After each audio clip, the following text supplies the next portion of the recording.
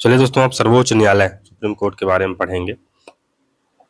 Supreme court के बारे में हम लोग न्यायिक समीक्षा, न्यायिक सक्रियता क्या है, यानी जुडिशियल रिव्यू क्या होता है। हालांकि इसको बहुत जगह इसका संदर्भ आ चुका है, आप समझ ही चुके होंगे क्या है ये। जुडिशियल एक्टिविज्म क्या होता है, फिर बेसिक स्ट्रक्चर डिबेट क्या है और जुडिशियल रिफॉर्म क्या है, सब चर्चा करेंगे। तो संविधान के भाग 5 में अनुच्छेद 124 से 147 तक सर्वोच्च न्यायालय के बारे में दिया गया है, सुप्रीम कोर्ट के बारे में उपबंध दिए गए। भारत में एकीकृत न्याय व्यवस्था की स्थापना की गई है, जिसके शीर्ष पर उच्चतम न्यायालय है, उसके बाद उच्च न्यायालय है, उसके नीचे अधीनस्थ न्यायालयों की श्रेणी। एकीकृत इन द सेंस की राज्य की अलग न्यायपालिका नहीं है या केंद्र की अलग न्यायपालिका नहीं, जैसा कि अमेरिका में है। भारत में एकीकृत न्यायपालिका, इसमें जिला न्यायालय और अन्य अधीनस्थ न्यायालय शामिल है। भारत में एकल न्यायपालिका व्यवस्था भारत सरकार अधिनियम 1935 से ग्रहण की गई है। फिर उच्चतम न्यायालय का उद्घाटन 28 जनवरी 1950 को हुआ। उच्चतम न्यायालय ने ब्रिटेन की प्रिवी काउंसिल का स्थान ग्रहण किया है। यह भारत सरकार अधिनियम 1935 के तहत बने संघीय न्यायालय यानी फेडरल कोर्ट का उत्तराधिकारी कहा जा सकता है। 1773 के रेगुलेटिंग एक्ट में एक सुप्रीम कोर्ट की स्थापना का प्रावधान था, जिसका क्षेत्राधिकार संपूर्ण भारत न होकर केवल कलकत्ता तक ही सीमित था।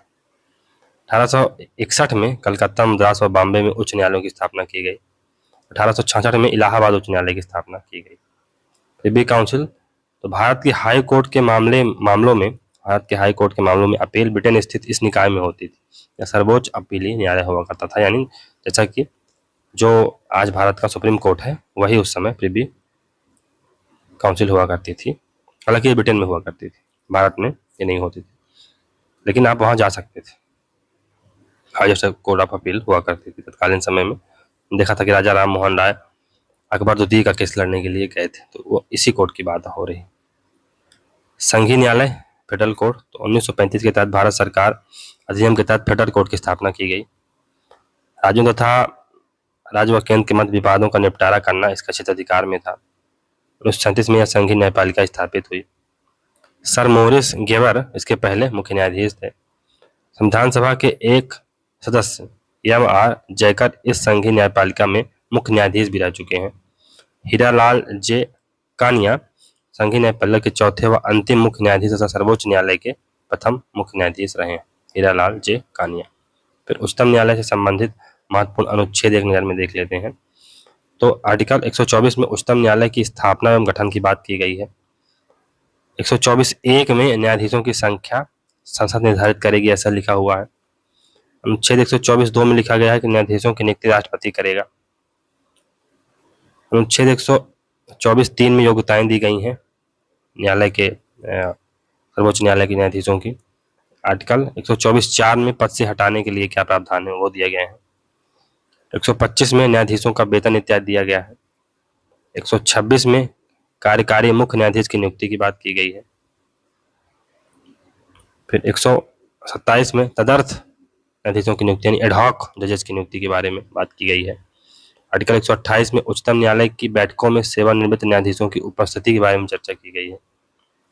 129 में कहा गया है कि अभिलेख न्यायालय के रूप में उच्चतम न्यायालय यानी कि जो सुप्रीम कोर्ट होगा ये कोर्ट ऑफ रिकॉर्ड होगा। आगे चल के हम देखेंगे कि कोर्ट ऑफ रिकॉर्ड मतलब क्या। 130 में उच्चतम न्यायालय का स्थान दिया गया है जो कि नई दिल्ली में है। फिर आर्टिकल 131 में उच्चतम न्यायालय का आरंभिक क्षेत्राधिकार बताया गया है। आर्टिकल 132 में उच्चतम न्यायालय का कुछ मामलों में उच्च न्यायालयों से अपीली के मामले में अपीली क्षेत्राधिकार। तो उच्चतम न्यायालय का कुछ मामलों में उच्च न्यायालयों से अपील के मामले में अपीली क्षेत्राधिकार है, अपीलेट जुरिडिक्शन है। 133 में दिया गया है। 132 में दिया गया है कि सिविल मामलों में उच्च न्यायालय में अपील से संबंधित उच्चतम न्यायालय का अपीली क्षेत्राधिकार। फिर आर्टिकल 134 में उच्चतम न्यायालय का आपराधिक मामलों में अपीली क्षेत्राधिकार, क्रिमिनल केसेस में अपीलेट जुरिडिक्शन। फिर 134(a) में उच्चतम न्यायालय में अपील के लिए प्रमाण पत्र की बात की गई है। आर्टिकल 135 में उच्चतम न्यायालय द्वारा वर्तमान कानूनों के अंतर्गत संघीय न्यायालय के क्षेत्राधिकार व शक्तियों का प्रयोग लिखा गया है। आर्टिकल 136 में उच्चतम न्यायालय द्वारा अपील के लिए विशेष अवकाश की बात की गई है। फिर आर्टिकल 137 में उच्चतम न्यायालय द्वारा स्वयं निर्णय अथवा आदेशों की समीक्षा रिव्यू की बात की गई है। फिर आर्टिकल 38 में उच्चतम न्यायालय के क्षेत्राधिकार को विस्तारित करने की बात करी गई है। संसद बेसिकली उसके क्षेत्राधिकार को विस्तारित कर सकती है। आर्टिकल 139 में कतिपय विषयों पर रिट जारी करने की उच्चतम न्यायालय की शक्ति के बारे में दिया गया है। आर्टिकल 141 में उच्चतम न्यायालय द्वारा घोषित कानून का सभी न्यायालयों पर लागू होने की बात की गई है। आर्टिकल 142 में उच्चतम न्यायालय के आदेशों तथा साथ ही अन्वेषण आज से संबंधित आदेशों को लागू करने की बात की गई है। तो इस आर्टिकल के माध्यम से जो सुप्रीम कोर्ट है संपूर्ण न्याय यानी टोटल जस्टिस का कॉन्सेप्ट निकलकर सामने आया। आगे चल के हम देखेंगे कि क्या है। आर्टिकल 143 में राष्ट्रपति की उच्चतम न्यायालय से परामर्श करने की शक्ति के बारे में चर्चा की गई है। आर्टिकल 144 में सिविल व न्यायिक अधिकारों का उच्चतम न्यायालय का सहायक होना बोला गया है। तो सिविल व न्यायिक अधिकारियों का उच्चतम न्यायालय का सहायक होना बताया गया है। 145 में उच्चतम न्यायालय के नियम इत्यादि दिए हुए हैं। तो उच्चतम न्यायालय और उसका गठन कैसे हुआ तो ये देखते हैं। तो वर्तमान में उच्चतम न्यायालय में एक मुख्य न्यायाधीश और 33 अन्य न्यायाधीश हैं, यानी टोटल 34 न्यायाधीश यहाँ पर हैं। न्यायाधीशों की संख्या संसद निर्धारित करती है। संसद ने 1956 में न्यायाधीशों की संख्या अधिनियमन का निर्माण किया और इस अधिनियम में समय समय पर संशोधन करके न्यायाधीशों की संख्या में वृद्धि की जाती रही है। अगस्त 2019 में संसद ने विधि द्वारा उच्चतम न्यायालय के कुल न्यायाधीशों की संख्या 34 कर दी, जिसमें मुख्य न्यायाधीश भी शामिल है। 1950 के बाद न्यायाधीशों की संख्या में 6 बार वृद्धि की जा चुकी है। न्यायाधीशों की संख्या में वृद्धि हेतु संविधान में संशोधन नहीं किया जाता है, ये याद रखिएगा। उच्चतम न्यायालय के न्यायाधीशों की नियुक्ति राष्ट्रपति करता है। मुख्य न्यायाधीश की नियुक्ति राष्ट्रपति अन्य न्यायाधीश व उच्च न्यायालय के न्यायाधीशों की सलाह पर करता है। मुख्य न्यायाधीश के अतिरिक्त अन्य न्यायाधीशों की नियुक्ति में मुख्य न्यायाधीश का परामर्श आवश्यक है। अब परामर्श पर ही विवाद हो गया, इसको समझते हैं। तो उच्चतम न्यायालय ने परामर्श की विभिन्न व्याख्या की। पहला न्यायाधीश केस, जिसे फर्स्ट जजेस केस कहा जाता है, जो कि 1982 में हुआ, में न्यायालय ने कहा कि परामर्श का मतलब सहमति नहीं वरन विचारों का आदान प्रदान है, यानी कि आप कम्युनिकेट कर दीजिए कि हम ऐसा करने वाले हैं या हम इस व्यक्ति को सुप्रीम कोर्ट का जज नियुक्त करने वाले हैं। पर दूसरे जो सेकंड जज केस हुआ था 1993 में सॉरी, इसमें न्यायालय ने अपने पूर्व फैसले को बदल दिया। उच्चतम न्यायालय ने के न्यायाधीशों की नियुक्ति के मामले में मुख्य न्यायाधीश द्वारा दी गई सलाह राष्ट्रपति को मानना बाध्य होगा, ऐसा कहा गया। लेकिन मुख्य न्यायाधीश अपने 2 वरिष्ठतम सहयोगियों से विचार विमर्श करने के बाद ही परामर्श देगा। तो यहाँ पर अब chief justice of India plus 2 ले लिए गए। फिर इसमें जो थर्ड जजेस केस आया 1998 में, न्यायालय ने मत दिया कि परामर्श प्रक्रिया को मुख्य न्यायाधीश द्वारा बहुसंख्यक न्यायाधीशों की विचार प्रक्रिया के तहत माना जाएगा। केवल भारत के मुख्य न्यायाधीश का एकल मत ही परामर्श प्रक्रिया को पूर्ण नहीं करता है, उसे 4 वरिष्ठतम न्यायाधीशों से सलाह लेनी पड़ेगी, यानी CJI प्लस 4 वरिष्ठतम सीनियर मोस्ट जो जजेस हैं वो अब निर्धारित करेंगी कौन जज बनेगा कौन नहीं बनेगा, और उससे सलाह लेगा कौन, राष्ट्रपति। इनमें से यदि 2 का मत भी पक्ष में नहीं है तो वह नियुक्ति के लिए सिफारिश नहीं भेजा जा सकता है। न्यायालय ने यह व्यवस्था दी बिना अन्य न्यायाधीशों की सलाह के लिए भेजी गई सिफारिश सरकार को मानने के लिए बाध्य नहीं है। तो न्यायालय ने यह व्यवस्था दी कि बिना अन्य न्यायाधीशों की सलाह के लिए भेजी गई सिफारिश को सरकार मानने के लिए बाध्य नहीं। 1993 से न्यायाधीशों की नियुक्ति के लिए सुप्रीम कोर्ट ने कॉलेजियम व्यवस्था को अपना रखा है। इसमें किसी न्यायाधीश की नियुक्ति के लिए मुख्य न्यायाधीश तथा 4 वरिष्ठतम न्यायाधीश से मिलकर वो जो कॉलेजियम बनती है उसका प्रावधान 1998 में किया गया था। न्यायाधीश की नियुक्ति के लिए कॉलेजियम सिफारिश करता है और उस सिफारिश के अनुसार कार्यपालिका न्यायाधीशों की नियुक्ति करती है। फिर कॉलेजियम व्यवस्था कार्यपालिका व न्यायपालिका के बीच टकराव पैदा करती है और इससे न्यायाधीशों की नियुक्ति प्रक्रिया में देरी होती है। जहां न्यायपालिका के संविधान के मूल ढांचे के अंग बताते हुए अपने अधिकार को बचाए रखना चाहती है, वहीं कार्यपालिका न्यायपालिका पर नियंत्रण के रूप में नियुक्ति प्रक्रिया को अपने नियंत्रण में रखना चाहती है। तो राष्ट्रपति द्वारा परामर्श व जजेस केसेस अनुच्छेद 124(2) के तहत उच्च व उच्चतम न्यायालय में न्यायाधीशों की नियुक्ति राष्ट्रपति करेगा, पर वह इससे पूर्व भारत के मुख्य न्यायाधीश से परामर्श करेगा। इस परामर्श से संबंधित 4 महत्वपूर्ण केसेस यानी जजेस केसेस कहा जाता है इसे आते हैं। प्रथम जजेस केसेस जो 1982 में आता है, ये SP गुप्ता बनाम भारत संघवाद था। सर्वोच्च न्यायालय ने निर्णय दिया कि परामर्श केवल परामर्श है, यानी जो एडवाइस है या सलाह केवल सलाह है, ये बाध्यकारी नहीं है, राष्ट्रपति मानने को बाध्य नहीं है मुख्य न्यायाधीश के परामर्श को, ऐसा फर्स्ट जज केसेस में कहा गया।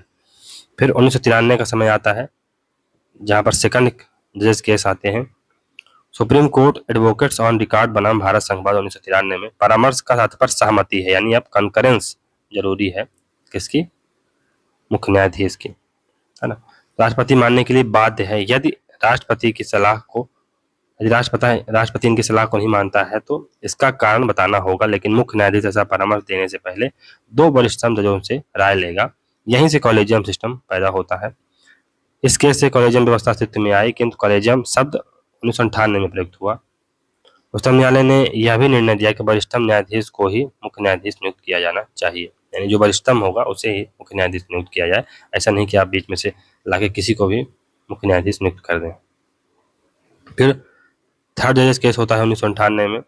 1998 में तत्कालीन राष्ट्रपति के आर नारायणन ने अनुच्छेद 143 के तहत परामर्श मांगा। परामर्श में यह पूछा गया कि मुख्य न्यायाधीश के लिए अन्य 2 वरिष्ठ न्यायाधीशों की राय का क्या महत्व है। तब कॉलेजियम प्रणाली का विस्तार हुआ। अब कॉलेजियम मुख्य न्यायाधीश व 4 वरिष्ठ जजों से मिलकर बनेगा। कॉलेजियम में निर्णय सहमति से होगा। फोर्थ जजेस केस ये 2015 में होता है।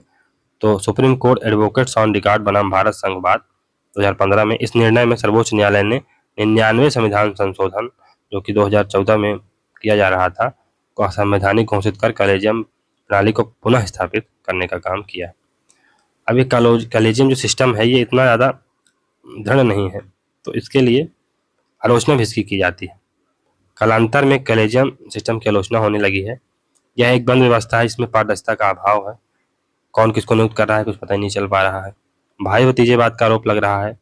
इसमें कुछ परिवारों का ही दबदबा है, जैसे चंद्रचूड़ परिवार आपने देखा ही होगा कि उनके पिता भी थे, वो भी हैं, तो इससे आरोप लगाया जाता है कि कुछ परिवारों का, हालांकि वो तो बहुत अच्छे जज हैं, लेकिन मतलब इस प्रकार से एक संदर्भ लिया जा सकता है। न्यायाधीशों की नियुक्ति स्वयं न्यायाधीशों द्वारा करना अतार्किक है। इसमें विधायिका कार्यपालिका की भूमिका न होना सही नहीं है, यह लोकतंत्र के अनुरूप नहीं है, यानी सेपरेशन ऑफ पावर की बात यहाँ पर खत्म हो जाती है। जज को नियुक्त कर रहे हैं, जबकि होना क्या चाहिए, कम से कम विधायिका या कार्यपालिका की भूमिका कुछ न कुछ तो होनी चाहिए। 99 संविधान संशोधन अधिनियम 2014 द्वारा सर्वोच्च न्यायालय व उच्च न्यायालय के न्यायाधीशों की नियुक्ति के लिए बने कॉलेजियम प्रणाली को नए निकाय राष्ट्रीय न्यायिक नियुक्ति आयोग से प्रतिस्थापित कर दिया गया, जिसे 2015 में सर्वोच्च न्यायालय द्वारा असंवैधानिक घोषित कर दिया गया। परिणाम स्वरूप पुरानी कॉलेजियम व्यवस्था पुनः कार्यरत हो गई। सर्वोच्च न्यायालय का यह निर्णय फोर्थ जजेस केस 2015 में आया। नेशनल जुडिशियल अपॉइंटमेंट कमीशन, ये क्या है इसके बारे में देखते हैं। संविधान समीक्षा आयोग ने न्यायाधीशों की नियुक्ति के संदर्भ में अनुशंसा करने हेतु न्यायिक नियुक्ति आयोग की स्थापना करने की अनुशंसा की थी। 99 संविधान संशोधन 2014 द्वारा कॉलेजियम प्रणाली में व्याप्त भेदभाव के कारण न्यायाधीशों की नियुक्ति के लिए अनुच्छेद 124A के तहत एनजेएसी के गठन का प्रावधान किया गया। अनुच्छेद 124B के तहत एनजेएसी को उच्चतम व उच्च न्यायालय में मुख्य न्यायाधीशों व अन्य न्यायाधीशों की नियुक्ति और स्थानांतरण करने का काम दिया गया। न्यायिक नियुक्ति आयोग की स्थापना वर्ष 2012 लोकसभा में 120वां संविधान संशोधन विधेयक द्वारा इसको किया गया। वर्ष 2014 में लोकसभा भंग हो जाने के कारण यह विधेयक भी समाप्त हो गया। अगस्त 2014 में 121वां संविधान संशोधन विधेयक लाया गया। 1 जनवरी 2015 से यह 19वें संविधान संशोधन के रूप में लागू हुआ। इसके द्वारा 3 अनुच्छेद जोड़े गए। 124A, इसमें राष्ट्रीय न्यायिक नियुक्ति आयोग की संरचना का उल्लेख था। तो एनजेएसी में कुल 6 सदस्य होंगे, कुल 6 सदस्य अनुच्छेद 124(1) में बताया गया था। भारत के मुख्य न्यायाधीश इसमें अध्यक्ष होंगे। उच्चतम न्यायालय के 2 न्यायाधीश होंगे। विधि मंत्री इसके पदेन यानी एक्स ऑफिशियो मेंबर होगा, और फिर 2 विधि विशेषज्ञ सदस्य होंगे। इनमें से एक सदस्य ST/SC अल्पसंख्यक या महिला का होना आवश्यक था। इन दोनों कार्यकाल 3 वर्ष का होगा। पुनर्नियुक्ति नहीं हो सकती है इस पद पर, और नियुक्ति एक समिति द्वारा की जाएगी। समिति में सदस्य कौन कौन से होंगे? भारत का मुख्य न्यायाधीश यानी CJI, प्रधानमंत्री और विपक्ष का नेता। आर्टिकल 124B, इसमें एनजेसी के कार्यों का उल्लेख था। तो भारत के मुख्य न्यायाधीश व उच्चतम न्यायालय के न्यायाधीशों, उच्च न्यायालय का मुख्य न्यायाधीश तथा उच्च न्यायालय के अन्य न्यायाधीशों की नियुक्ति के लिए सिफारिश करना। उच्च न्यायालय के मुख्य न्यायाधीश व अन्य न्यायाधीशों के उच्च न्यायालय से दूसरे न्यायालय में स्थानांतरण के लिए सिफारिश करना, या सुनिश्चित करना कि वह व्यक्ति जिसकी सिफारिश की गई है सक्षम, योग्य या सत्यनिष्ठ है कि नहीं। अनुच्छेद 124C एनजेएसी के संदर्भ में कानून बनाने की शक्ति संसद को दी गई।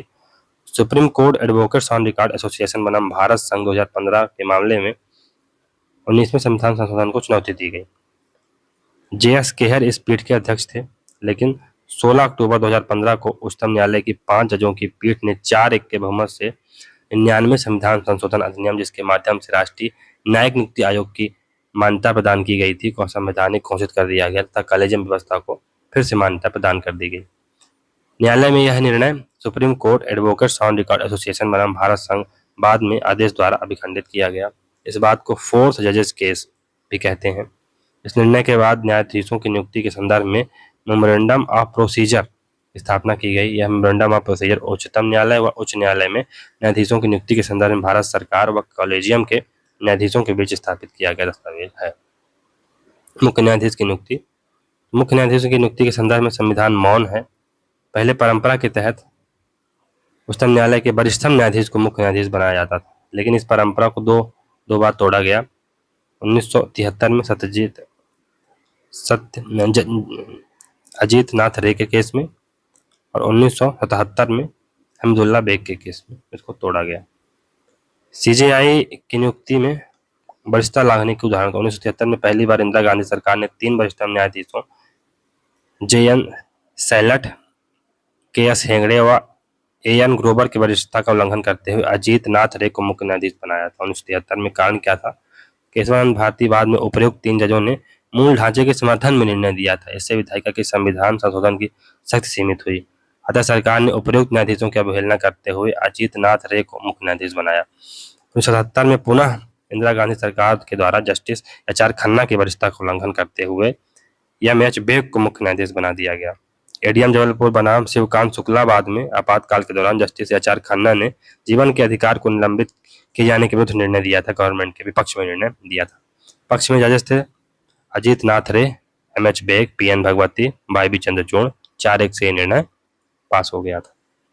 एडीएम जबलपुर बनाम शिवकांत शुक्ला बाद ये बंदी प्रतिष्ठीकरण बाद से रिलेटेड है। तो 16 जून 1975 को आपातकाल के दौरान अनुच्छेद 359(1) के तहत अनुच्छेद 14, 21, 22 का निलंबन हो गया। मीसा एक्ट के तहत विरोधी राजनेताओं व अन्य व्यक्तियों को गिरफ्तार किया गया। इन नेताओं ने हाई कोर्ट में रिट दायर की, बंदी प्रत्यक्षीकरण की। सुप्रीम कोर्ट में केवल अनुच्छेद 32 के तहत ये रिट लगाई जा सकती थी, जो निलंबित हो चुका था। जबलपुर कोर्ट व अन्य हाई कोर्ट ने इस रिट को स्वीकार किया, इन बंदियों को छोड़ने के आदेश दिए। इन कोर्ट के निर्णयों के विरुद्ध केंद्र सरकार सुप्रीम कोर्ट में गई। सरकार ने दलील दी कि आपातकाल में राष्ट्रपति को अनुच्छेद 21 के निलंबन की शक्ति प्राप्त है, अतः हाई कोर्ट का अधिकार 21 यानी आर्टिकल 21 पर रिट की सुनवाई नहीं कर सकता है। हाई कोर्ट इस अधिकार यानी आर्टिकल 21 पर रिट की सुनवाई नहीं कर सकता है। उस न्यायालय की दलील, व्यक्ति के जीवन संबंधी अधिकार केवल अनुच्छेद 21 के अलावा कई अन्य विधायी कानूनों में भी हैं और ये रिट व्यक्ति की स्वतंत्रता के उल्लंघन के विरुद्ध समान विधि कानूनों के तहत लगाई गई है, न कि अनुच्छेद 21 के तहत। अतः हाई कोर्ट इसकी सुनवाई कर सकता है। निर्णय, तो 5 में से 4 न्यायाधीश ने सरकार की दलील को सही माना। न्यायाधीश एच.आर. खन्ना का मानना था कि जीवन का अधिकार अनुच्छेद 21 के अलावा अन्य विधायी या सामान्य कानून प्राकृतिक कानून में समाहित है। वरिष्ठता एवं कुशलता, तो मुख्य न्यायाधीश की नियुक्ति का मापदंड कौन सा होना चाहिए, इस पर विवाद रहता है। यद्यपि सेकंड जजेस केस 1993 में सीनियरिटी को सही माना गया। मेमोरेंडम ऑफ प्रोसीजर में स्पष्टता उल्लेखित है कि वरिष्ठतम न्यायाधीश को मुख्य न्यायाधीश के पद पर नियुक्त किया जाएगा। फिर न्यायाधीश की अर्हताएं क्या है? वह भारत का नागरिक हो। दूसरा, किसी उच्च न्यायालय या उच्च न्यायालयों में कम से कम 5 वर्ष के लिए न्यायाधीश रहा हो या उच्च न्यायालय और विभिन्न न्यायालयों में कुल मिलाकर 10 वर्षों तक वकील रहा हो। राष्ट्रपति के मत में एक पारंगत डिस्टिंग्विश ज्यूरिस्ट हो। इस श्रेणी में अभी तक किसी भी व्यक्ति को न्यायाधीश नहीं बनाया गया। फिर चौथा, न्यूनतम आयु का कोई उल्लेख नहीं है, अधिकतम आयु 65 वर्ष है। भारत के राष्ट्रपति या इस कार्य के लिए नियुक्त व्यक्ति के सामने भारतीय संविधान के प्रति सच्ची श्रद्धा और निष्ठा और पक्षपात रहित विधियों की मर्यादा की रक्षा के लिए शपथ लेता है। शपथ कौन दिलवाता है? राष्ट्रपति शपथ दिलवाता है। तो ये याद रखिएगा कि राष्ट्रपति शपथ दिलवाता है। तो निष्ठ न्यायाधीश को हटाना, ये अनुच्छेद 124(4) में दिया गया है। तो हटाने के दो आधार हैं, असमर्थता यानी इनकैपेसिटी या सिद्ध कदाचार यानी प्रूव्ड मिसबिहेवियर। दो आधार है। संविधान में कदाचार की परिभाषा नहीं दी गई है। रामास्वामी के संदर्भ में जांच करने वाली सावंत समिति ने निम्न कार्यों को कदाचार की श्रेणी में रखा है। पहला, कार्यालय का जानबूझकर और सकल दुरुपयोग, कर्तव्यों के निर्वहन में जानबूझकर और लगातार विफलता या लापरवाही, सार्वजनिक खजाने की लागत पर आतन अव्यय, नैतिक अधमता, निजी उद्देश्यों हेतु सार्वजनिक धन का प्रयोग करना, न्यायिक पद को बदनाम करना। रेड्डी समिति ने कदाचार पर राय अभिव्यक्त करते हुए कहा कि शब्द कदाचार आखिरकार अच्छे व्यवहार की विरोधी है। यह शेष निश्चित न्यायिक कार्यकाल की गारंटी की स्थिति का उल्लंघन है। न्यायाधीश जांच अधिनियम 1968 हटाने के संदर्भ में प्रक्रिया को बंद करता है। अनुच्छेद 124(5) में उल्लेखित है कि इस संदर्भ में कानून बनाने की जिम्मेदारी संसद को होगी। हटाने के लिए लोकसभा के मामले में 100 सदस्य और राज्यसभा के मामले में 50 सदस्य के हस्ताक्षर के बाद ही अध्यक्ष या सभापति को प्रस्ताव प्रस्तुत किया जाता है। अध्यक्ष या सभापति प्रस्ताव को अस्वीकार भी कर सकते हैं। इसमें यह भी उल्लेखित है कि प्रस्ताव पर चर्चा से 14 दिन पहले संबंधित न्यायाधीश को पूर्व सूचना दी जाएगी, वे अपना पक्ष रख सकते हैं। यदि प्रस्ताव स्वीकार कर लिया जाए तो जांच के लिए 3 सदस्यीय समिति का गठन होगा, जिसमें मुख्य न्यायाधीश या उच्चतम न्यायालय का कोई अन्य न्यायाधीश, किसी उच्च न्यायालय का मुख्य न्यायाधीश और तीसरा प्रतिष्ठित न्यायविद शामिल होता है। जांच समिति के लिए कोई समय अवधि निर्धारित नहीं की गई। फिर समिति कदाचार का दोषी या असक्षम पाती है तो सदन फिर इस पर विचार करता है। विशेष बहुमत यानी कि कुल का बहुमत और उपस्थित का 2/3 से दोनों सदनों से अलग अलग प्रस्ताव पारित कर संयुक्त बैठक का प्रावधान नहीं है, राष्ट्रपति के पास भेजा जाता है और राष्ट्रपति हटाने के आदेश जारी करते हैं। इस प्रकार हटाए जाने हेतु संसद द्वारा उसी सत्र में ऐसा संबोधन किया गया हो और उसी सत्र में इसे दोनों सदनों से विशेष बहुमत से पारित कर दिया गया हो, तभी किसी न्यायाधीश को हटाया जा सकता है। मतलब कि अगर सत्र खत्म हो गया तो फिर उसे नहीं हटाया जाएगा न्यायाधीश को, उसी सत्र में सारी प्रक्रिया एक साथ होनी चाहिए। यहाँ तक कि प्रक्रिया का न्यायिक पुनर्लोकन किया जा सकता है।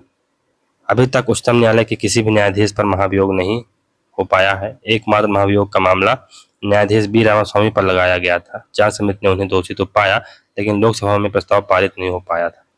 दीपक मिश्रा उच्चतम न्यायालय के एकमात्र मुख्य न्यायाधीश हैं जिन्हें हटाने के लिए अप्रैल 2018 में कांग्रेस द्वारा प्रस्ताव लाया गया था, लेकिन सभापति वेंकैया नायडू ने इस प्रस्ताव को खारिज कर दिया था। सौमित्र सेन कलकत्ता, पीडी दिनाकरण कर्नाटक सिक्किम, जीवी पारदीवाला गुजरात तथा एस के गंगेले मध्य प्रदेश उच्च न्यायालय ऐसे न्यायाधीश थे जिन्हें हटाने के लिए राज्यसभा में प्रस्ताव लाया गया था। सौमित्र सेन 2011 संवैधानिक इतिहास के एक ऐसे न्यायाधीश हैं जो अपना पक्ष रखने के लिए संसद राज्यपाल में उपस्थित हुए थे, संसद में उपस्थित हुए थे, ठीक है ना। सौमित्र सेन ही एकमात्र न्यायाधीश हैं जिनके विरुद्ध संसद के किसी सदन राज्यसभा यानी राज्यसभा में उपस्थित हुए थे। कुल मिला के राज्यसभा ने प्रस्ताव पारित किया, हालांकि दूसरे सदन लोकसभा में चर्चा होने से पूर्व भी उन्होंने इस्तीफा दे दिया। 1999 में इन हाउस प्रोसीजर प्रारंभ किया गया। इन हाउस प्रोसीजर शुरू किया गया, यानी जो हाउस है यानी जो कोर्ट का परिसर है उस पर किस प्रकार का प्रोसीजर अपनाया जाएगा कोर्ट द्वारा। उच्चतम न्यायालय व उच्च न्यायिक न्यायाधीशों पर लगे आरोपों की जांच हेतु स्वयं उच्चतम न्यायालय द्वारा बनाई गई 7 चरणों की यह प्रक्रिया है। इसके 7वें चरण में भारत के मुख्य न्यायाधीश संबंधित न्यायाधीश को हटाने हेतु राष्ट्रपति और प्रधानमंत्री को पत्र लिखते हैं। इलाहाबाद उच्च न्यायालय के न्यायाधीश एस.एन. शुक्ला भारत के न्यायिक इतिहास के पहले न्यायाधीश हैं जिन्हें हटाने के लिए मुख्य न्यायाधीश ने राष्ट्रपति और प्रधानमंत्री को पत्र लिखा था जनवरी 2018 और जुलाई 2019। एक सदन प्रस्ताव पारित करे और दूसरा सदन उस पर चर्चा करे, उससे पहले ही यदि न्यायाधीश इस्तीफा दे देता है तो प्रक्रिया वहीं समाप्त हो जाती है। इस प्रक्रिया में संसद के मनोनीत सदस्य भी भाग लेते हैं, यानी जो नॉमिनेटेड मेंबर होते हैं वो भी भाग लेते हैं इस प्रक्रिया में। C.S. कर्णन 2017 भारत के न्यायिक इतिहास के एकमात्र ऐसे न्यायाधीश हैं जिन्हें पद पर रहते हुए 6 माह की सजा दी गई थी। इस समय वो कलकत्ता उच्च न्यायालय के न्यायाधीश थे। उस समय वो न्यायिक अवमानना के संदर्भ में न्यायिक अवमानना अधिनियम 1971 बनाया गया, जिसके तहत वर्तमान न्यायाधीश को भी सजा दी जा सकती है। 135 में अनुच्छेद 135 में उल्लेखित है कि संघीय न्यायपालिका की अपीली अधिकारिकता उच्चतम न्यायालय को प्राप्त होगी। न्यायाधीशों की पद से हटाना अनुच्छेद 124(4) में 2 आधार बताए गए हैं, साबित कदाचार यानी प्रूव्ड मिसबिहेवियर और असमर्थता यानी इनकैपेसिटी। तो आज तक निम्नलिखित न्यायाधीशों को हटाने के प्रस्ताव आए लेकिन सिरे नहीं चढ़ पाए। बी रामास्वामी 1951 उच्चतम न्यायालय के न्यायाधीश बी रामास्वामी पर हरियाणा पंजाब के मुख्य न्यायाधीश रहते वित्तीय भ्रष्टाचार का आरोप था। यह प्रस्ताव लोकसभा में आया। लोकसभा ने 3 सदस्यीय कमेटी गठित की। कमेटी ने भ्रष्टाचार के आरोप सही पाए, पर 1993 में लोकसभा में यह प्रस्ताव पारित नहीं हो पाया। यह न्यायपालिका के इतिहास में न्यायाधीश को हटाने का प्रथम मामला था 1991 में। फिर सौमित्र सेन का मामला ये 2011 में आया। कोलकाता उच्च न्यायालय के न्यायाधीश सौमित्र सेन पर भ्रष्टाचार के आरोप साबित हो गए थे। राज्यसभा में प्रस्ताव भी पारित हो गया था, पर लोकसभा प्रस्ताव पारित करे उससे पूर्व सेन ने इस्तीफा दे दिया था। पीडी दिनाकरन 2010 में सिक्किम उच्च न्यायालय में राज्यसभा में कार्यवाही शुरू हुई, इससे पूर्व भी इस्तीफा दे दिया। एसके गंगेले मामला 2015 में मध्य प्रदेश उच्च न्यायालय के न्यायाधीश गंगेले पर न्यायिक सेवा अधिकारी ने यौन उत्पीड़न का आरोप लगाया। राज्यसभा में प्रस्ताव आया, कमेटी बनाई गई, लेकिन कमेटी ने आरोप सही नहीं पाया, अतः जांच निर्दोष साबित हुई। जांच में दीपक मिश्रा का मामला 2018 में मेडिकल कॉलेजों से संबंधित एक मामले में सर्वोच्च न्यायालय के तत्कालीन मुख्य न्यायाधीश पर वित्तीय अनियमितता के आरोप लगे। राज्यसभा में 50 सदस्यों के हस्ताक्षर के बाद प्रस्ताव आया, लेकिन सभापति वेंकैया नायडू ने यह कहकर प्रस्ताव खारिज कर दिया कि इस प्रस्ताव को मेरे पास आने से पूर्व ही सार्वजनिक कर दिया गया था। K Veeraswami versus union of other case 1991 supreme court का निर्णय। तो न्यायाधीश के विरुद्ध महाभियोग प्रस्ताव लोकसभा भंग होने पर भी व्यवगत नहीं होगा, अर्थात अगली लोकसभा उस पर विचार कर सकती है। न्यायाधीश पर महाभियोग के जांच संबंधी चरण तक ही न्यायिक पुनर्वलोकन हो सकता है। सदन में प्रस्ताव आने के बाद जुडिशियल रिव्यू नहीं हो सकता है, यानी चर्चा जो हो रही है उस पर जुडिशियल रिव्यू नहीं हो सकता है। सुप्रीम कोर्ट स्वयं सिद्ध कदाचार अक्षमता की जांच नहीं कर सकता है। जांच संसद का सदन ही करवाएगा, सदन ही जांच की समिति बनाएगा। जब संसद में महाभियोग प्रस्ताव चल रहा है तब भी जज अपने पद पर बना रह सकता है। राष्ट्रपति के आदेश के बाद ही पद विमुक्त होगा।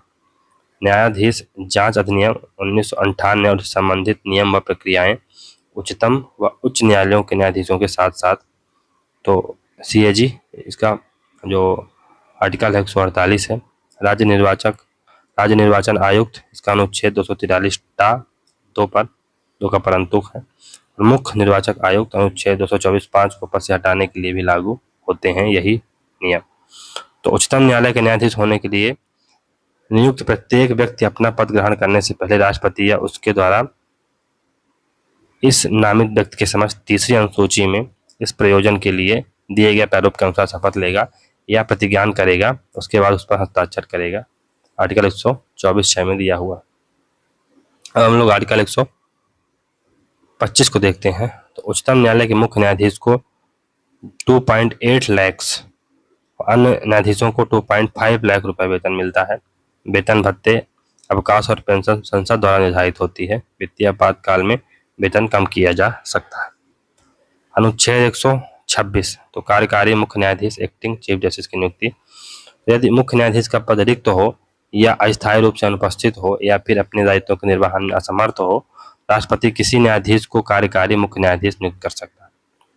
एडहॉक जजेस या तदर्थ न्यायाधीश, ये इसकी जो चर्चा है आर्टिकल 127 में की गई है।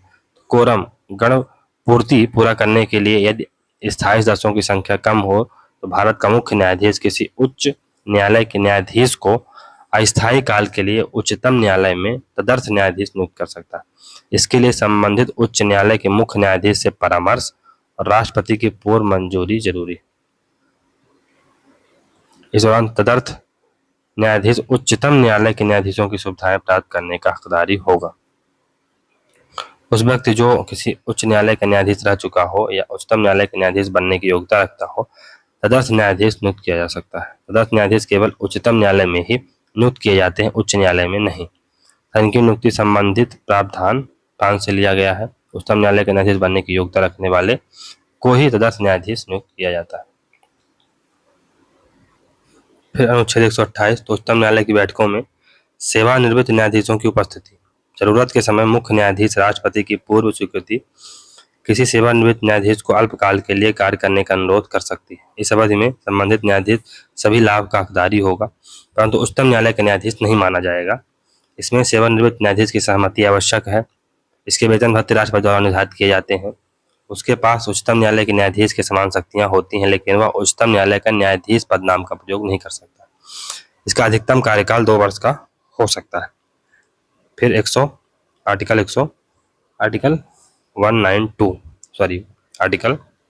129 उच्चतम न्यायालय का अभिलेख न्यायालय होना, यानी supreme court to be court of record. उच्चतम न्यायालय की कार्यवाही और उसके फैसले सर्वकालिक अभिलेख या साक्ष्य के रूप में माने जाते हैं। न्यायालय को अपनी अवमानना पर दंडित करने का अधिकार है। जहां संविधान का सारभूत प्रश्न की व्याख्या की जरूरत हो तो न्यायालय इस मामले को संवैधानिक पीठ को सौंप सकता है। कंटेम्प्ट ऑफ कोर्ट एक्ट 1971 में न्यायिक अवमानना के 2 प्रकार माने गए हैं। पहला सिविल अवमानना या सिविल कंटेम्प्ट, किसी फैसले या आदेश को नहीं मानना, ये सिविल कंटेम्प्ट के अंतर्गत आता है।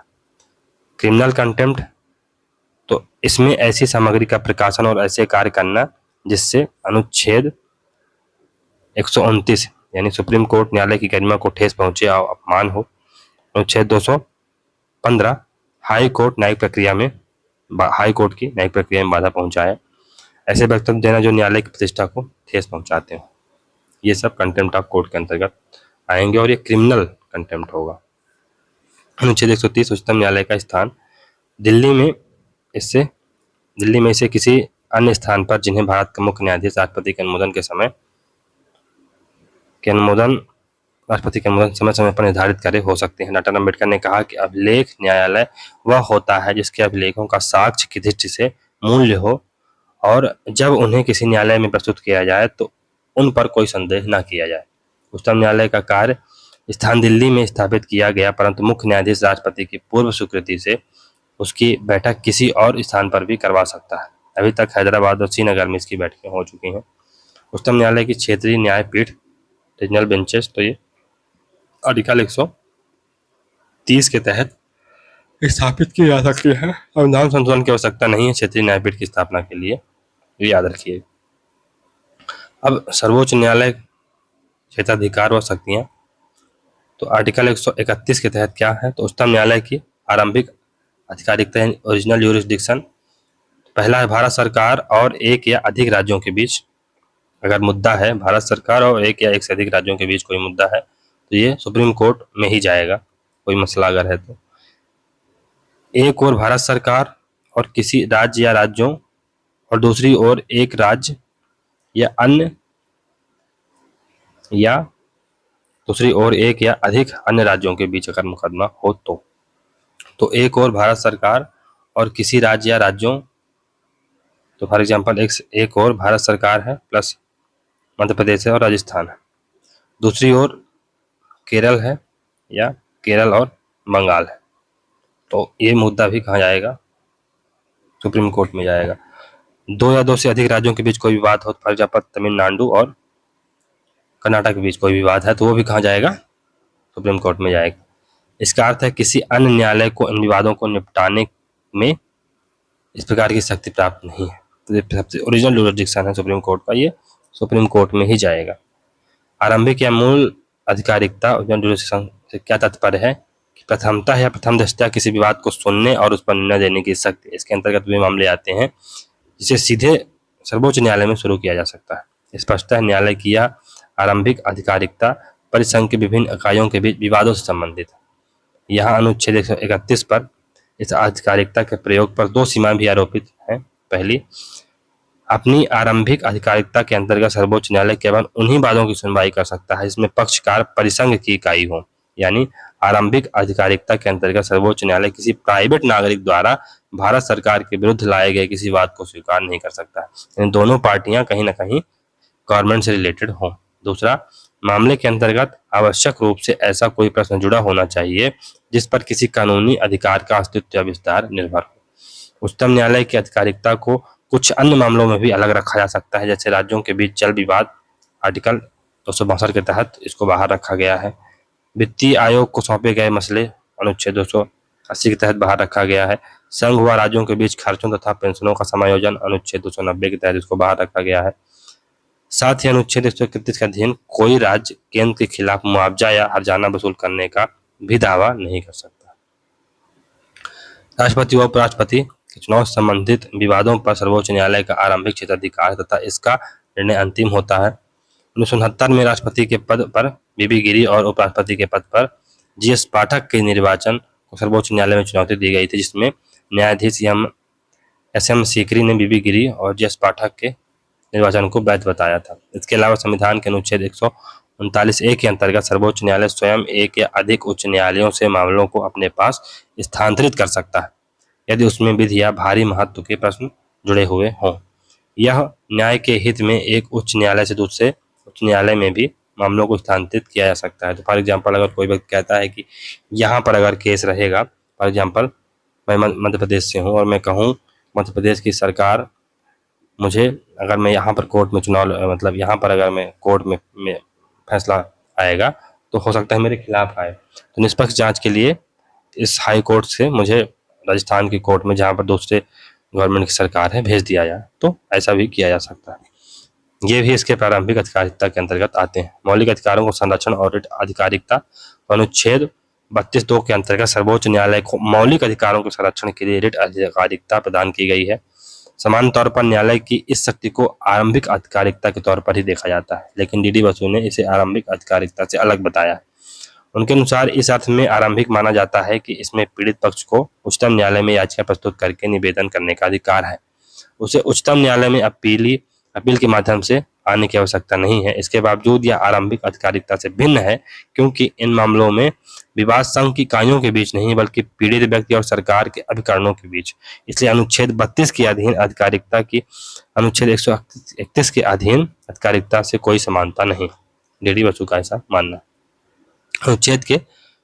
संविधान के अनुच्छेद 139 के अंतर्गत संसद 20 द्वारा उच्चतम न्यायालय को मौलिक अधिकारों के संरक्षण के अलावा किन्हीं अन्य प्रयोजनों के लिए ऐसे निर्देश, आदेश या रिट जारी कर सकती है और उनको शक्ति प्रदान कर सकती है।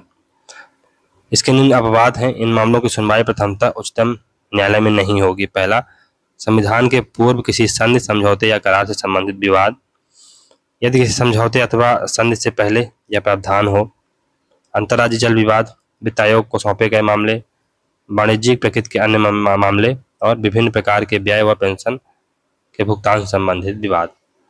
फिर अपीली क्षेत्राधिकार, तो उच्चतम न्यायालय न केवल भारत का संघीय न्यायालय का उत्तराधिकारी है, जो फेडरल कोड बनी थी 1935 में, 1935 के प्रोविजन के तहत 1937 में जो फेडरल कोड बनी थी, केवल उसका अधिकारी, बल्कि यह ब्रिटिश प्रिवी काउंसिल के स्थान पर स्थानांतरित है। अतः यह अपील का सर्वोच्च न्यायालय भी है।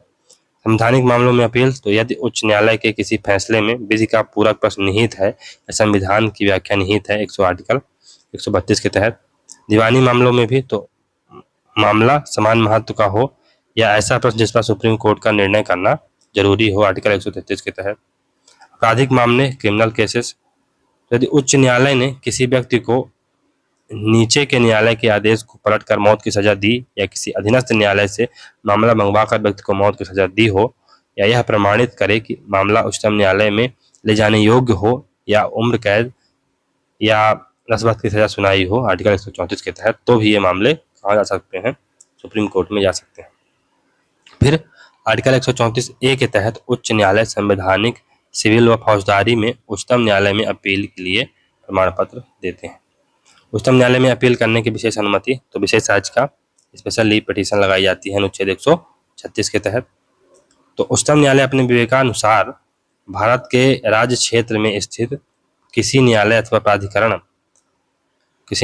अधिकरण के द्वारा दिए गए किसी निर्णय या आदेश के विरुद्ध अपील करने की अनुमति दे सकता है। उच्चतम न्यायालय निम्नलिखित मामलों में यह अनुमति दे सकता है। तो किसी प्रकार का केस हो, जैसे सिविल, संवैधानिक या आपराधिक केस हो, केस किसी भी स्तर या चरण में हो, किसी भी कोर्ट यानी अधीनस्थ कोर्ट, उच्च न्यायालय, न्यायाधिकरण आदि का केस हो, तब भी। अब बात क्या है, सैन्य केस का कोर्ट है तो इसे नहीं आप अपीली न्यायालय में ले जा सकते हैं। मार्शल कोर्ट का केस हो, सैन्य न्यायालय द्वारा निर्णय देने के उपरांत सुप्रीम कोर्ट में अपील की जा सकती है। फिर यह सुप्रीम कोर्ट के विवेकानुसार शक्ति है, अतः इसका अधिकार के रूप में दावा नहीं किया जा सकता, लेकिन यह जो शक्ति है ये सुप्रीम कोर्ट के विवेक पर निर्भर करती है, इसलिए आप इसे क्लेम के रूप में नहीं कह सकते हैं कि नहीं हमारा ये अधिकार है इसलिए हम क्लेम तो करेंगे। निर्णय समीक्षा की शक्ति यानी रिव्यू ऑफ जजमेंट और ऑर्डर, तो अनुच्छेद 137 के तहत उच्चतम न्यायालय अपने द्वारा सुनाए गए निर्णयों या आदेशों का पुनरावलोकन कर सकता है, रिव्यू कर सकता है, अर्थात उच्चतम न्यायालय स्वयं सुधार संस्था है। उच्चतम न्यायालय अपने निर्णयों की पुनः परीक्षा कर सकता है, पर ऐसा वह संसद द्वारा बनाई गई विधि या अनुच्छेद 145 के अधीन रहते हुए करता है। गोलकनाथ मामला 1967 हुआ, फिर केशवानंद भारती मामला 1973। आज मामलों में रिव्यू ऑफ जजमेंट देखा जा सकता है। फिर अनुच्छेद 143 ये सलाहकार क्षेत्राधिकार है यानी एडवाइजरी जुरिस्डिक्शन है, तो राष्ट्रपति की न्यायालय से परामर्श करने की शक्ति इसी श्रेणी में आती है। इसकी दो श्रेणियां हैं बेसिकली, पहला सार्वजनिक महत्व के किसी मसले पर विधिक प्रश्नों के उठने पर, दूसरा किसी संविधान पूर्व संधि समझौते संविदा आदि मामलों पर किसी विवाद के उत्पन्न होने पर। पहले मामले पर उच्चतम न्यायालय अपना मत दे भी सकता है और इनकार भी कर सकता है, यानी जो सार्वजनिक महत्व के किसी मसले पर विधिक प्रश्न उठा है उस पर सुप्रीम कोर्ट अपना मत दे भी सकता है और इनकार भी कर सकता है, जबकि दूसरे मामले में उच्चतम न्यायालय द्वारा राष्ट्रपति को अपना मत देना अनिवार्य है और दोनों ही परिस्थितियों में उच्चतम न्यायालय का मत सिर्फ सलाहकारी होगा, राष्ट्रपति उसको मानने के लिए बाध्य नहीं होगा। अब तक सुप्रीम कोर्ट ने 2013 तक 15 मामलों में राष्ट्रपति को परामर्श दी है। पहला मामला क्या था? दिल्ली विधि अधिनियम 1951 में, और अंतिम मामला 2G स्पेक्ट्रम मामला था 2012 में। भारतीय संविधान के विपरीत अमेरिका व ऑस्ट्रेलिया के संविधान में वहां के उच्चतम न्यायालय के लिए सलाहकारी अधिकारिता का कोई उपबंध नहीं है, परंतु कनाडा के सर्वोच्च न्यायालय को परामर्श देने की शक्ति है। तो नेक्स्ट है जनहित याचिका, पब्लिक इंटरेस्ट लिटिगेशन, PIL। तो वर्गीय क्रिया याचिका, लोकहित याचिका, सामाजिक क्रिया याचिका, सामाजिक याचिका, इसे पत्र विषयक याचिका क्षेत्राधिकार यानी इपिस्टोलरी जुरिडिक्शन भी कहा जाता है। सर्वोच्च न्यायालय ने उत्तरांचल बनाम बलवंत सिंह वाद में माना कि न्यायपालिका के समाज के निर्धन एवं पिछड़े वर्ग के प्रति कुछ कर्तव्य है। पेन बख्शी ने जनहित याचिका को सार्वजनिक कार्यवाही याचिका कहा है, सार्वजनिक कार्यवाही याचिका कहा है पेन बख्शी ने। PIL का उद्भव भी अमेरिका में हुआ था। PIL का संबंध सामाजिक न्याय व सार्वजनिक क्षेत्र से जुड़े बात से है, जिसमें समाज के शोषित, निर्धन व असहाय लोगों के हितों की रक्षा की जाती है। सार्वजनिक हित से उत्प्रेरित कोई भी नागरिक किसी ऐसे व्यक्ति या वर्ग के संवैधानिक या विधिक अधिकारों के प्रवर्तन के लिए आवेदन दे सकता है जो अपनी निर्धनता या अन्य कारण से न्यायालय में जाने में असमर्थ है, अर्थात जनहित वाद के माध्यम से उठाया गया मामला सार्वजनिक हित से संबंधित होना चाहिए। भारत में लोकहितवाद न्यायिक सक्रियता का लक्षण है। जनहितवाद संविधान के अनुच्छेद 39A में अंतर्निहित सामाजिक न्याय के उद्देश्य की प्राप्ति में सहायक उपकरण है। इसमें सार्वजनिक हित से उत्प्रेरित कोई भी नागरिक या संस्था किसी तीसरे पक्ष के अधिकारों के लिए बात कर सकती है जो निर्धनता या अन्य कारण से अपने अधिकारों की रक्षा करने में असक्षम है। PIL अनुच्छेद 39A में दर्ज सामाजिक न्याय के उद्देश्य की प्राप्ति में सहायक है। लोकहितवाद PIL के विकास में 1980 के दशक में सर्वोच्च न्यायालय के न्यायाधीश PN भगवती व न्यायाधीश BR कृष्ण अय्यर की भूमिका महत्वपूर्ण है। प्रथम PIL 1979 में हुसैन आरा खातून बनाम बिहार राज्य थी।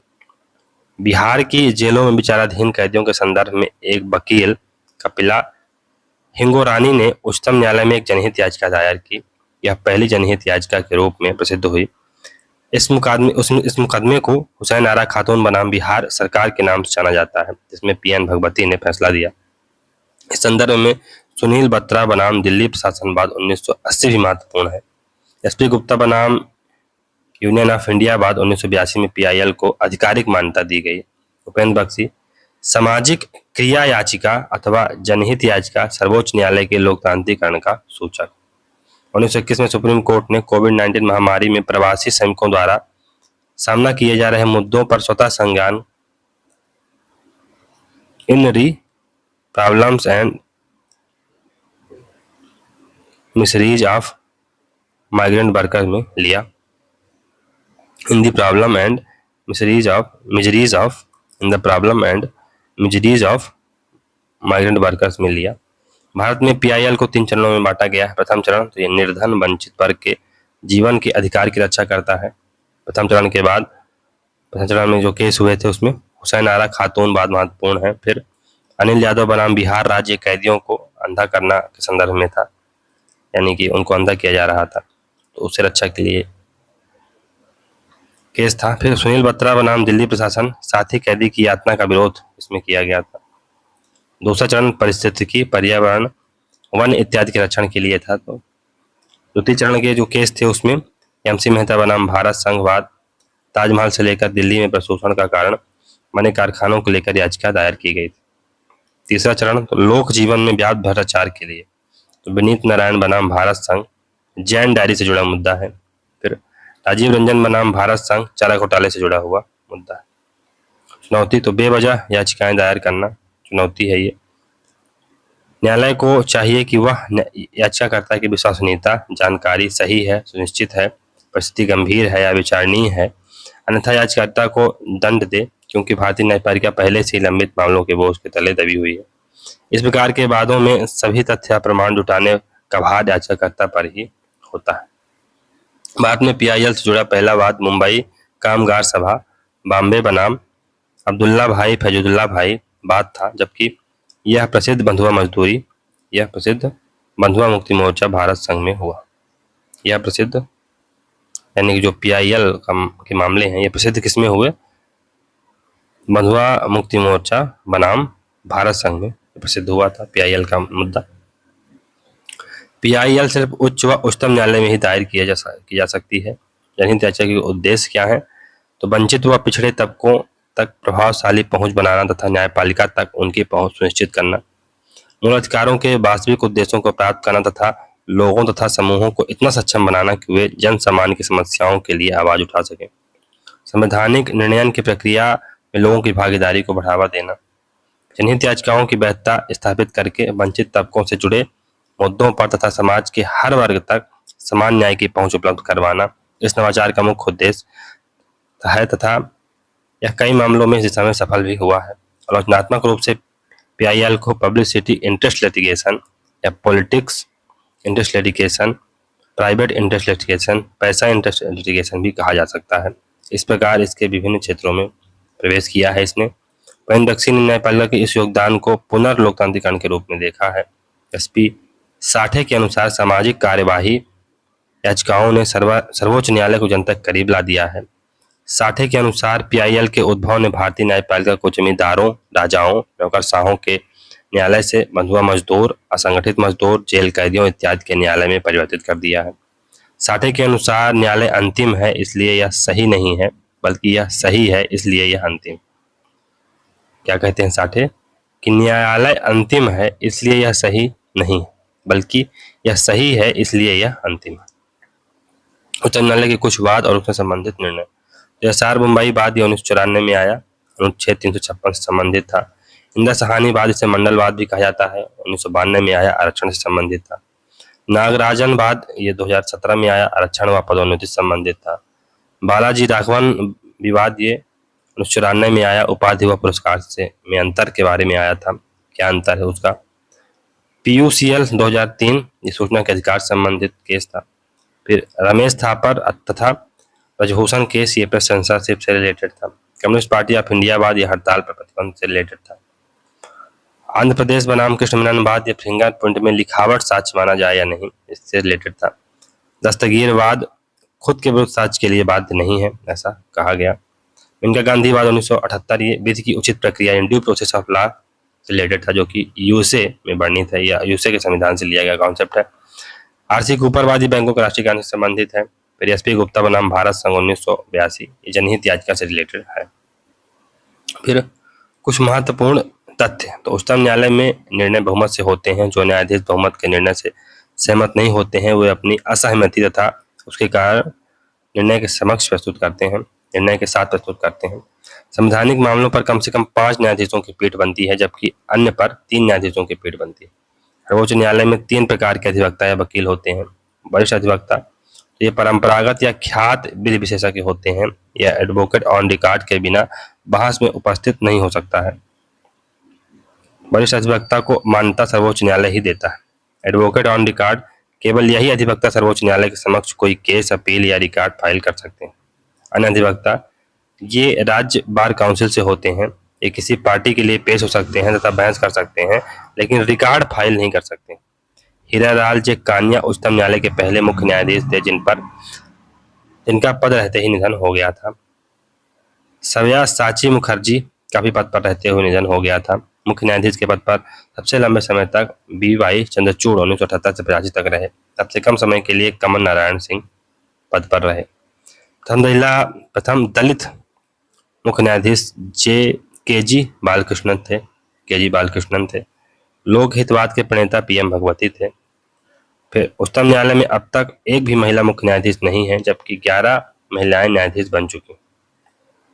उच्चतम न्यायालय में अब तक एक भी महिला मुख्य न्यायाधीश नहीं बनी है, लेकिन 11 महिलाएं न्यायाधीश तो बन चुकी है ना। पहली है मीरा साहेब फातिमा बीबी, दूसरी है सुजाता मनोहर, तीसरी रूपा पाल, चौथी है ज्ञान सुधा मिश्रा, तीसरा है रंजना प्रसाद देसाई, नेक्स्ट है R भानुमति, फिर 7वीं है इंदु मल्होत्रा, 8वीं है इंदिरा बनर्जी, 9वीं है हिमा कोहली, 10वीं है बेला त्रिवेदी और 11वीं है BB नागरत्ना। न्यायिक इतिहास में वर्तमान में पहली बार SC में यानी सुप्रीम कोर्ट में एक साथ 4 महिला न्यायाधीश चुनी गई हैं या बनी हैं। ज्ञान सुधा मिश्रा राजस्थान उच्च न्यायालय में भी न्यायाधीश रह चुकी हैं। उच्चतम न्यायालय के पूर्व न्यायाधीश मदन B लोकुर को सेवानिवृत्ति के बाद फिजी के उच्चतम न्यायालय का न्यायाधीश बनाया गया है। ये बहुत ही अच्छी बात है ना। स्वप्निल त्रिपाठी बनाम भारत का उच्च न्यायालय 2018 के मामले में यह निर्णय दिया गया कि उच्चतम न्यायालय की कार्यवाही का सीधा प्रसारण किया जाएगा।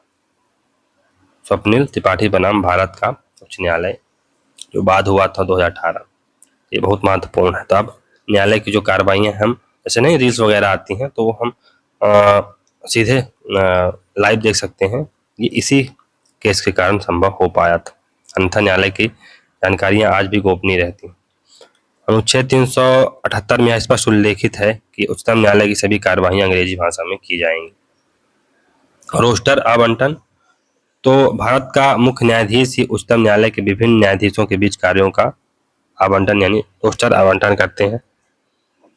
कामनी जायसवाल बनाम भारत संघ 2017 के मामले में निर्णय दिया गया कि मुख्य न्यायाधीश ही रोस्टर का आवंटन करेंगे, यानी यही रोस्टर ऑफ द मास्टर है।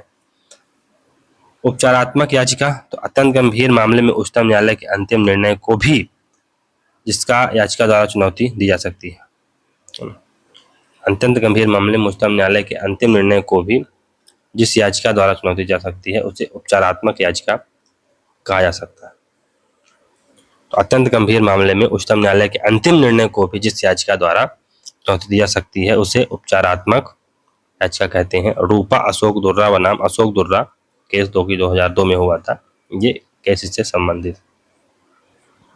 फिर इसे बेसिकली क्यूरेटिव पिटीशन कहा जाता है। मूल संरचना का विवाद यानी बेसिक स्ट्रक्चर डिबेट क्या है उसको समझते हैं।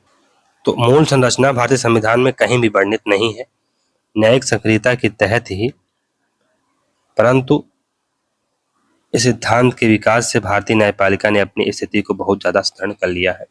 मूल संरचना का विचार जर्मनी के संविधान में है। मूल संरचना शब्द पहली बार यम के नाम्बियार द्वारा गोलकनाथवाद 1967 में प्रयोग किया गया था। उसने मौलिक अधिकारों को संविधान की मूल संरचना से संबंधित बताया था। नाम्बियार ने एक गोपालन वाद जो कि 1950 में हुआ था उचित प्रक्रिया ड्यू प्रोसेस तथा प्राकृतिक न्याय के सिद्धांत को भी अनुच्छेद 21 के तहत कानून द्वारा स्थापित प्रक्रिया के साथ पढ़ने पर जोर दिया था तथा यह मेनका गांधी वाद जो कि 1978 में हुआ हमें अपना ही लिया गया। इसी प्रकार सन 1973 में केशवानंद भारती वाद में भी माननीय सर्वोच्च न्यायालय ने मूल संरचना का आधार पर निर्णय दिया था। मूल संरचना भारतीय संविधान के मौलिक सिद्धांतों से संबंधित है जिन्हें संसद भी अनुच्छेद 368 के तहत संशोधित नहीं कर सकती है। हालांकि मूल संरचना को पूर्णतः परिभाषित नहीं किया गया है, परंतु सर्वोच्च न्यायालय ने इसे विभिन्न वादों में समय के अनुसार परिभाषित किया।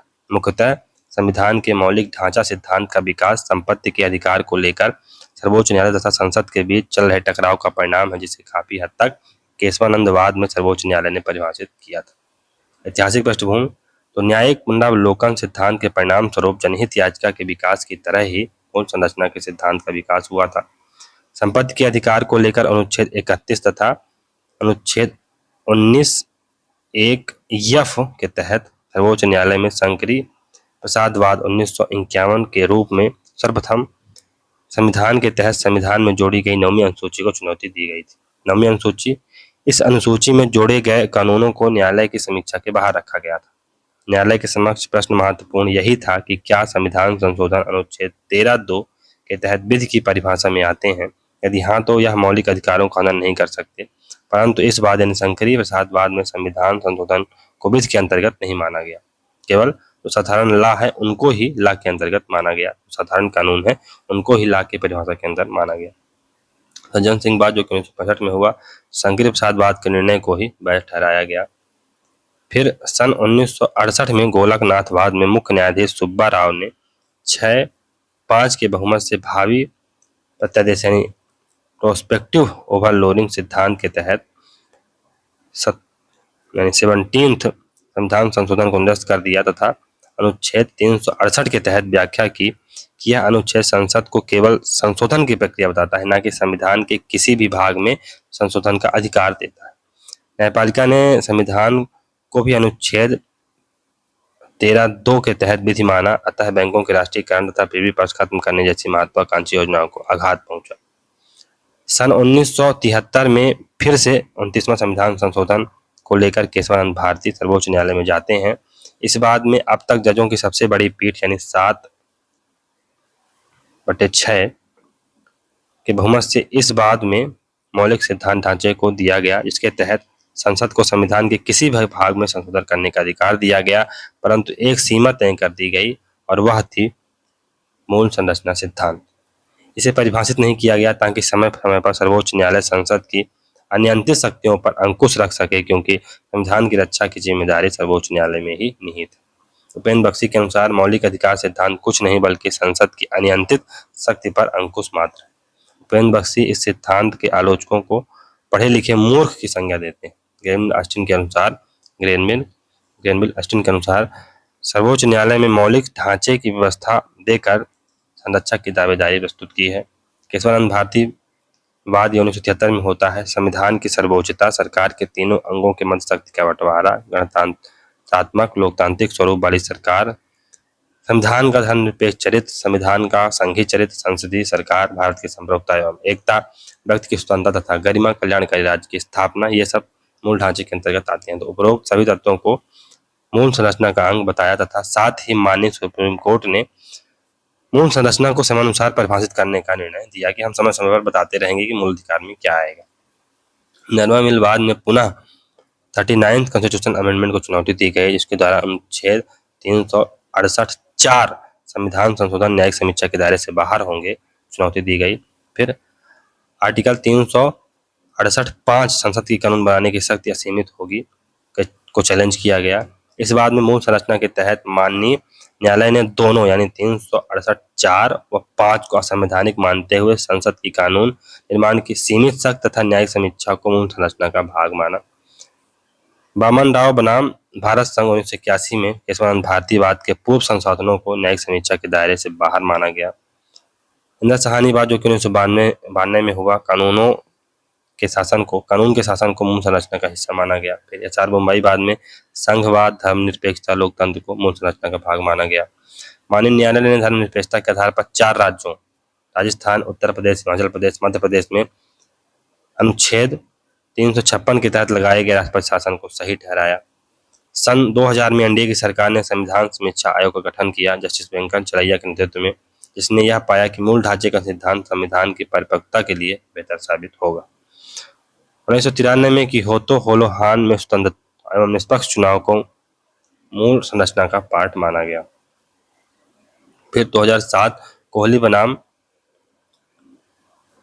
चच्चिलूवाद में 9 जजों की पीठ ने जस्टिस बाई के सब्बरवाल के नेतृत्व में केशवानंद भारती की तारीख के बाद हर संशोधन को, चाहे वह नवी सूची का ही हिस्सा क्यों न हो, मूल संरचना के सहित के तहत न्यायिक समीक्षा के अधीन माना।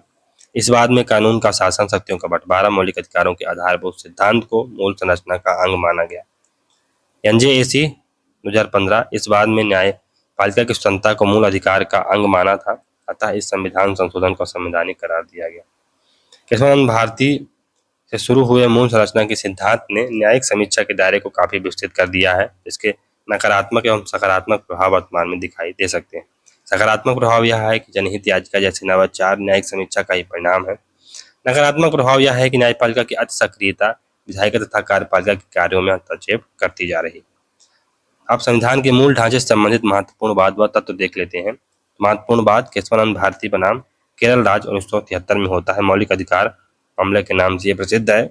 तो मूल ढांचे के तत्व कौन कौन से हैं? संविधान की सर्वोच्चता, विधायिका कार्यपालिका एवं न्यायपालिका के बीच शक्ति का बंटवारा, गणराज्य एवं लोकतंत्रात्मक स्वरूप वाली सरकार, संविधान का पंथ निरपेक्ष चरित्र, संविधान का संघीय स्वरूप, भारत की संप्रभुता एवं एकता, व्यक्ति की स्वतंत्रता एवं गरिमा, एक कल्याणकारी राज्य की स्थापना का जनादेश और संघीय शासन प्रणाली।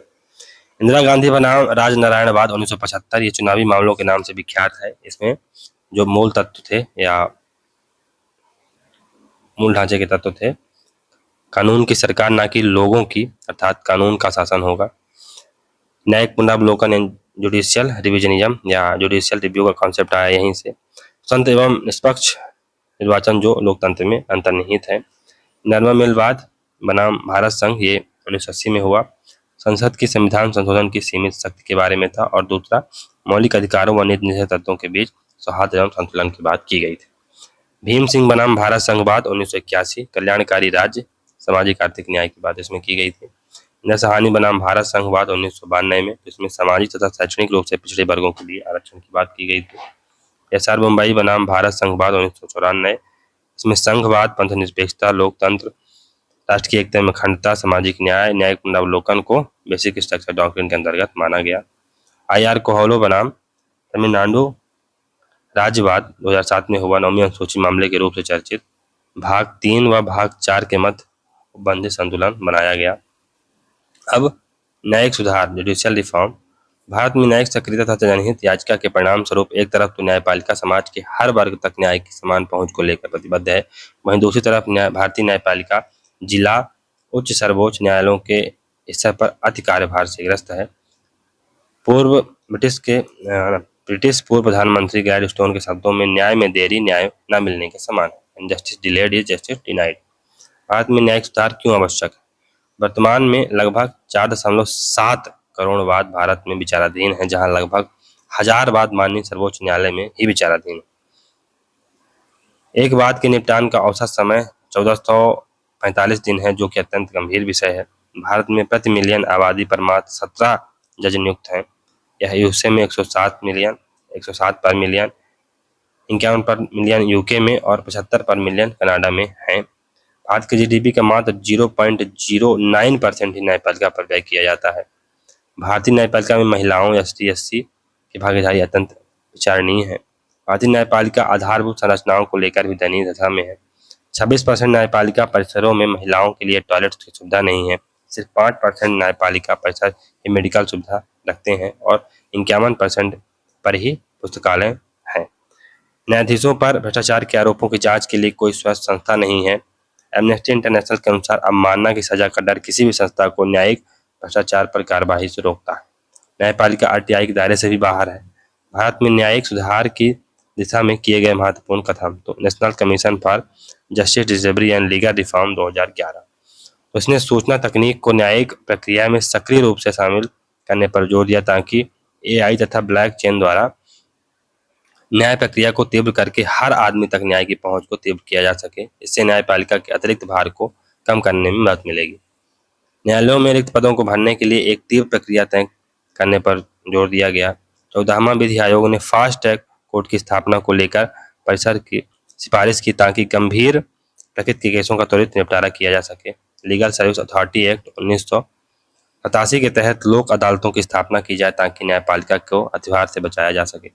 लीगल सर्विस अथॉरिटी एक्ट 1987 के तहत भारत में अनुच्छेद 39A को वास्तविक स्वरूप देने के लिए विभिन्न सहायता सेवा की संस्थाओं का गठन केंद्र स्तर पर NALSA national legal service authority, राज्य स्तर पर सालसा यानी स्टेट लीगल सर्विस अथॉरिटी और जिला स्तर पर डालसा यानी कि डिस्ट्रिक्ट लीगल सर्विस अथॉरिटी का गठन किया गया। नालसा के वर्तमान मुख्य न्यायाधीश डी.वाई. चंद्रचूड़ हैं तथा राज्य स्तर पर इसका मुखिया वरिष्ठतम न्यायाधीश तथा जिला स्तर पर जिला न्यायाधीश होता है। उद्देश्य क्या है? समाज के पिछड़े तथा वंचित वर्गों को यह त्रिस्तरीय कानूनी सहायता का प्रावधान करती है ताकि अनुच्छेद 14 कानून के समक्ष समानता तथा अनुच्छेद 22(2) के तहत हर कैदी को मनचाही विधिक सहायता प्राप्त करने के अधिकार को सुरक्षित रखा जा सके। फिर इस त्रिस्तरीय संस्था का गठन भारत के लिए किए गए विभिन्न न्यायिक सुधारों में से एक महत्वपूर्ण कदम है। इसी कानून के तहत ही लोक अदालतों का गठन भी किया गया, जो अल्टरनेटिव डिस्प्यूट रेजोल्यूशन की दिशा में एक और बेहतरीन कदम है, क्योंकि इसके द्वारा बहुत सारे छोटे छोटे मामले न्यायपालिका के बाहर ही सुलझा लिए जाते हैं। तो एडीआर एक औपचारिक तरीका है विवादों को सुलझाने का, अनौपचारिक है, इनफॉर्मल है, फॉर्मल नहीं। सरकार द्वारा 2017 में टेली लॉ प्रोग्राम शुरू किया, जिसके तहत ग्राम न्यायालय, जो कि मोबाइल न्यायालयों के रूप में आम जन तक त्वरित न्याय की पहुंच को सुनिश्चित करेंगे। विधि आयोग की 114वीं रिपोर्ट के अनुसार ग्राम न्यायालय के गठन का सुझाव दिया गया था, जिसको सरकार द्वारा ग्राम न्यायालय कानून 2008 के तहत लागू किया गया। ये न्यायालय वादों का पारस्परिक अंदाज में निवारण करते हैं। अनुच्छेद 39(a) के विधिक सहायता को मूल अधिकार के तहत सुरक्षित अधिकार का दर्जा दिया गया था। न्यायिक आधारभूत संरचना को दुरुस्त करने के लिए पूर्व मुख्य न्यायाधीश N.B. रमन्ना द्वारा एक national judicial infrastructure authority of India के गठन का सुझाव दिया गया था, जो इस क्षेत्र में खामियों को दुरुस्त करने का बेहतरीन तरीका साबित हो सकता है। न्यायिक सुधार की दिशा में हाल ही में 2 नवाचारों को सर्वोच्च न्यायालय द्वारा स्वीकृति दी गई है। पहला, अप्रैल 2021 में जब पूरा देश कोरोना की चपेट में था, तो न्यायाधीश डी.वाई. चंद्रचूड़ ने वर्चुअल अदालतों के रूप में ऑनलाइन डिस्प्यूट रेजोल्यूशन की शुरुआत के लिए तर्क रखा था। यह नवाचार समय की मांग भी थी। फिर तत्कालीन मुख्य न्यायाधीश N.B. रमन्ना ने मई 2021 में सर्वोच्च न्यायालय की सुनवाई को लाइव स्ट्रीम करने का फैसला दिया था। इसके लिए गठित ई कमेटी लाइव स्ट्रीमिंग के लिए नियम तय करेगी, जिसका प्रमुख न्यायाधीश डी.वाई. चंद्रचूड़ को बनाया गया। रमन्ना द्वारा महिलाओं की सर्वोच्च न्यायालय में चिंताजनक उपस्थिति के लिए आने वाली नियुक्तियों में 1/3 स्थानों पर महिलाओं को न्यायाधीशों के रूप में नियुक्ति की पैरवी की गई थी, परंतु इसे व्यवहार में अपनाया नहीं गया। भारतीय न्यायपालिका वर्तमान में आम जनता तक अपनी पहुंच को लेकर प्रयासरत है, परंतु यह तब तक संभव नहीं है जब तक कि आम जन यह विश्वास करे कि वह भी आसानी से सर्वोच्च न्यायालय तक अपनी पहुंच रखता है। न्यायपालिका को अपनी नियुक्ति प्रक्रिया को पारदर्शी करना होगा, या कम से कम उसको दिखाना होगा पारदर्शी तथा असंवेदनशील वादों तक आरटीआई को स्वीकृति भी देनी होगी। चलिए दोस्तों, यहाँ से हमारा सुप्रीम कोर्ट का टॉपिक खत्म होता है। तो अगर आपको ये वीडियो सीरीज अच्छी लग रही है दोस्तों, तो वीडियो को लाइक करें, चैनल को सब्सक्राइब करें और शेयर करें। इसके साथ ही साथ आप चैनल की मेंबरशिप ले सकते हैं, जिसके माध्यम से आप चैनल को ग्रो करने में अपना महत्वपूर्ण योगदान दे सकते हैं। एक थैंक्स का ऑप्शन आता है, उसको भी आप करके थोड़ा बहुत कंट्रीब्यूशन चैनल की तरफ कर सकते हैं, जिससे कि चैनल को ग्रो करने में मदद मिले। चलिए मिलते हैं अगले वीडियो में, तब तक के लिए goodbye. Thank you very much for discussion. तो दोस्तों, इस वीडियो में हम लोग भारत के उपराष्ट्रपति के बारे में पढ़ेंगे, वाइस प्रेसिडेंट ऑफ इंडिया के बारे में पढ़ेंगे। तो भारत में उपराष्ट्रपति का पद अमेरिका से प्रभावित है। भारतीय उपराष्ट्रपति व अमेरिकन उपराष्ट्रपति के निर्वाचन की प्रणाली व कार्यकाल अलग अलग है। भारत का उपराष्ट्रपति राज्यसभा का सभापति होता है, तो अमेरिकन राष्ट्रपति सीनेट का सभापति होता है। अमेरिकन उपराष्ट्रपति से समानता, तो सीनेट व राज्यसभा के पदेन सभापति है ना। निर्णायक मत देना, वेतन भत्ते केवल सभापति के रूप में तथा राजनीतिक जनता का पद है ये। अमेरिकन उपराष्ट्रपति से असमानता, तो निर्वाचक मंडल अलग अलग होता है। कार्यकाल व चुनाव पद्धति, तो अमेरिकन राष्ट्रपति शेष कार्यकाल तक पूर्ण राष्ट्रपति बनता है, कार्यवाहक नहीं बनता है 6 माह के लिए। लेकिन भारत का जो राष्ट्रपति है, उपराष्ट्रपति हो, अगर राष्ट्रपति का पद खाली हो जाता है तो कार्यवाहक के रूप में कार्य करता है, फुल प्रेसिडेंट नहीं बनता है। भारत में सरकार का बेस्ट मिनिस्टर मॉडल है, पर ब्रिटेन में उपराष्ट्रपति पद का कोई प्रावधान नहीं है। अतः भारत में उपराष्ट्रपति का पद अमेरिकन अध्यक्षात्मक प्रणाली से लिया गया, अतः यह संसदीय प्रणाली के प्रावधानों के अनुरूप नहीं। संविधान में यह एक ऐसा पद है जिसके लिए किसी कार्य का उल्लेख नहीं किया गया। यह पद सिर्फ राजनीतिक निरंतरता के लिए है। राष्ट्रपति सचिवालय द्वारा जारी वरीयता की सारणी ऑर्डर ऑफ प्रेसिडेंट में उपराष्ट्रपति भारत का द्वितीय उच्चतम अधिकारी है। उपराष्ट्रपति संबंधित महत्वपूर्ण अनुच्छेद, तो अनुच्छेद 63 ये भारत के उपराष्ट्रपति होगा ऐसा बताता है। अनुच्छेद 64 उपराष्ट्रपति राज्यसभा का पदेन सभापति होगा ऐसा बोलता है। फिर अनुच्छेद 65 राष्ट्रपति पद की आकस्मिक रिक्तियां या उसकी अनुपस्थिति में उपराष्ट्रपति राष्ट्रपति पद के कर्तव्यों का निर्वहन करेगा। आर्टिकल 66 उपराष्ट्रपति का चुनाव संसद के दोनों सदनों के सदस्यों द्वारा होगा। अनुच्छेद 67 राष्ट्रपति का कार्यकाल व पद से हटाने की प्रक्रिया इसमें दी गई है। अनुच्छेद 69 में राष्ट्रपति द्वारा शपथ ग्रहण की बात की गई है। और अनुच्छेद 71 में उपराष्ट्रपति के चुनाव से जुड़े विवादों का निपटारा सर्वोच्च न्यायालय में होगा, ऐसा बताया गया। उपराष्ट्रपति का निर्वाचन तो उपराष्ट्रपति का निर्वाचन संसद के दोनों सदनों के सदस्यों से मिलकर बनने वाले निर्वाचक मंडल द्वारा होता है। इस प्रकार उपराष्ट्रपति के निर्वाचक मंडल में दोनों सदनों के समस्त सदस्य यानी निर्वाचित और मनोनीत दोनों हिस्सा लेते हैं, जबकि उपराष्ट्रपति में तो निर्वाचित और मनोनीत दोनों लेते हैं, जबकि राष्ट्रपति के निर्वाचन मंडल में संसद के सिर्फ निर्वाचित सदस्य ही भाग लेते हैं। फिर उपराष्ट्रपति के निर्वाचक मंडल में राज्य विधानसभाओं के सदस्य भी शामिल नहीं हैं, जबकि राष्ट्रपति के निर्वाचक मंडल में विधानसभाओं के निर्वाचित सदस्य भी शामिल होते हैं। मूल संविधान के अनुच्छेद 66 यह उल्लेखित करता है कि संसद के संयुक्त अधिवेशन यानी ज्वाइंट मीटिंग में उपराष्ट्रपति का चुनाव किया जाएगा।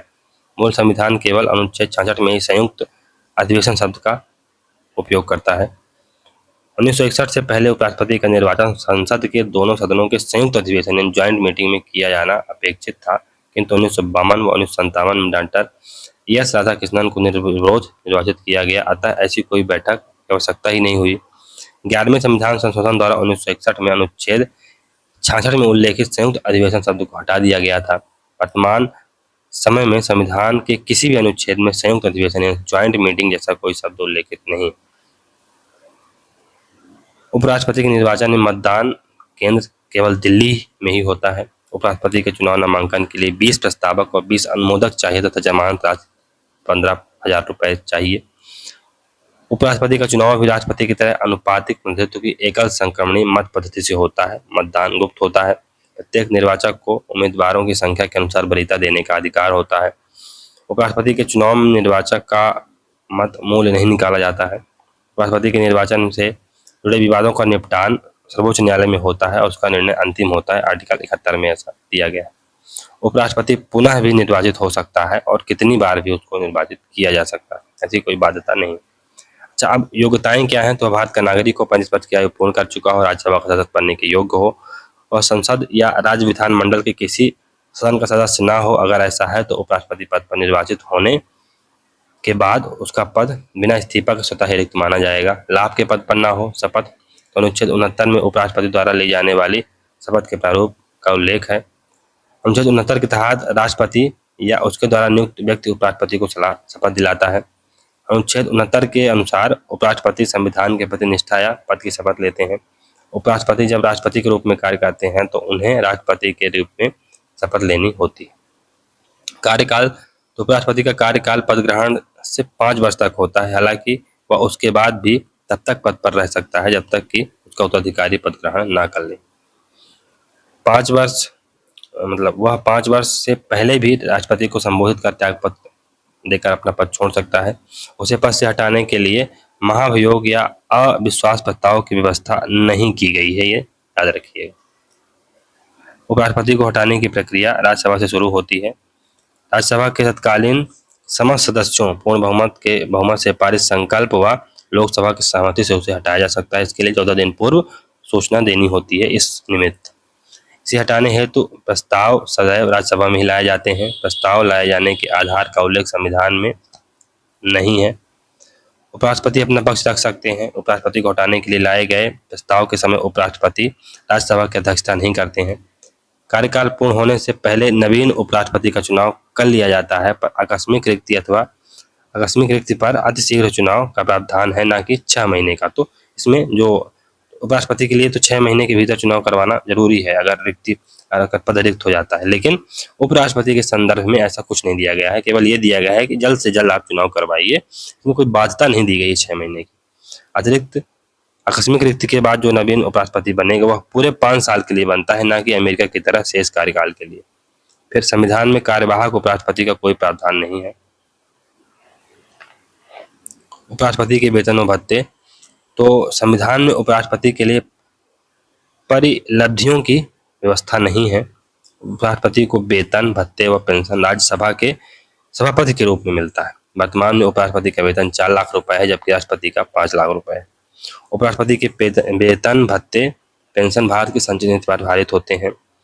उपराष्ट्रपति की शक्तियां व कार्य तो संविधान में उपराष्ट्रपति के पद के लिए किसी भी कार्य का उल्लेख नहीं है, पर वह दोहरे कार्य करता है। पहला, राज्यसभा के सभापति के रूप में अनुच्छेद 64 के तहत तो उपराष्ट्रपति राज्यसभा का सदस्य नहीं होता, फिर भी वह उसका सभापतित्व करता है, इसलिए उसे पदेन सभापति कहा जाता है, एक्स ऑफिशियो चेयरमैन कहा जाता है।